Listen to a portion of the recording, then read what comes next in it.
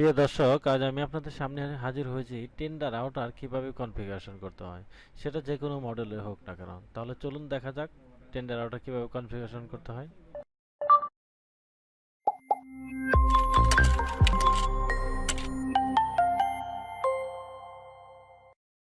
প্রিয় বন্ধুরা, ফিরে এলাম ইন্টার পর। প্রথমে আমি আমার ব্রাউজারটা অন করলাম এবং টেন্ডা রাউটারের যে ডিফল্ট আইপিটা সেটা আমাকে এই ব্রাউজারে লিখতে হবে। তো টেন্ডা রাউটার ডিফল্ট আইপি হচ্ছে 192.168.0.1। দেখুন, ইন্টার দেওয়ার সাথে সাথে এখানে চলে যাও। কানেকশন টাইপ আছে, দেখেন কানেকশন টাইপটা হচ্ছে আপনি কোন ধরনের কানেকশন টাইপে আপনি আপনার রাউটারটা কনফিগারেশন করতে হবে।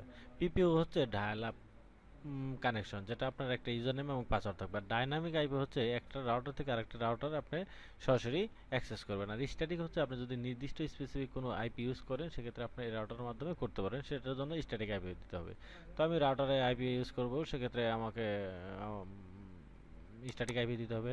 আর আইপি অ্যাড্রেসটা অবশ্যই অবশ্যই ভালো করে দেবেন। আর আমি হাইড করে রাখতেছি আমার একটু সিকিউরিটির কারণে, আপনারা আপনাদের মতো কনফিগারেশন করে নেবেন। তো ডিএনএসটা দিচ্ছি, প্রথমে আমি আমার গুগল একটা ডিএনএস দিচ্ছি, আর একটা ডিএনএস দিচ্ছি আমি আমার সার্ভারে, যেটা রেস্ট্রিক্টেড, এটা আমি হাইড করে রাখছি। আপনারা চাইলে আপনারা দুইটাই গুগলের ডিএনএস দিতে পারেন, 8.1 আর 8.8.4.2.2.1।